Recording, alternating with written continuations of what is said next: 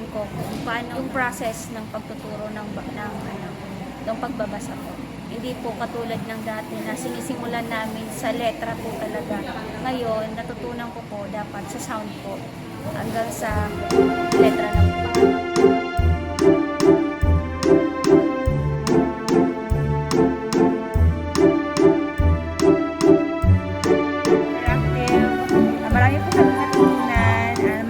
for sure magagamit po namin sa pagtuturo ng reading sa aming mga bata po.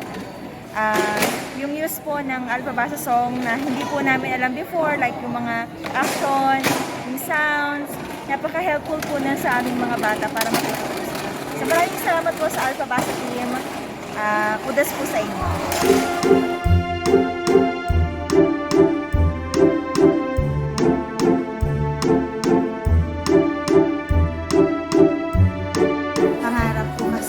Talagang magkaroon nito. Kaya napaka-blessed namin kasi nagkaroon kami ng chance na makapag-participate dito sa activity na to.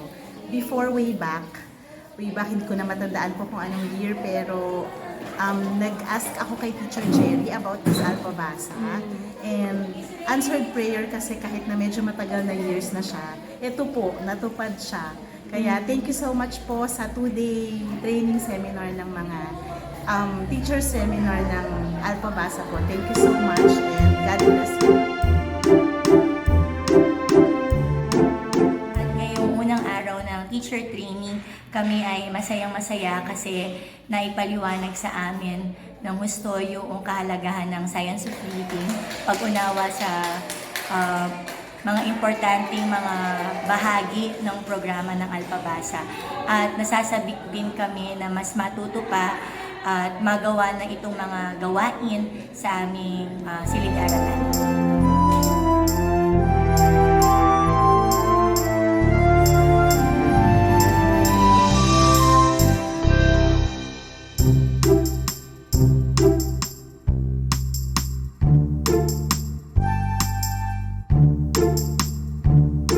This past 2 days na training namin, it has been fruitful and I really enjoyed kasi it's a new experience and a new learning para sa amin dito sa Dituason. And I'm looking forward na magamit siya and I'm really excited to share this to my students. Thank you.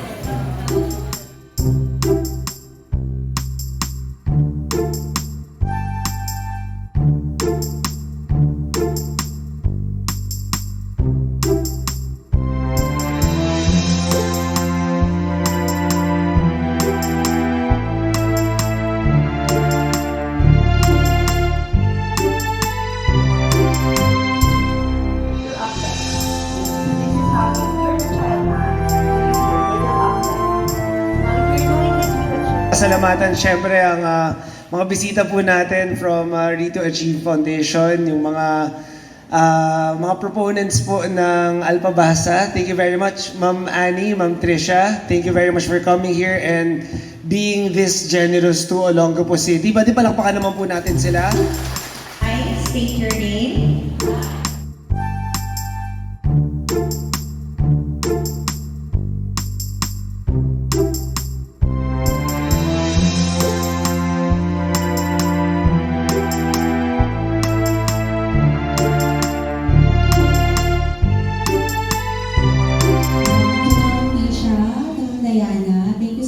Sa pagbibigay sa amin ng chance, mabigyan ng mga learning kits at naturuan po kami sa mga techniques and strategies that we can use for our learners.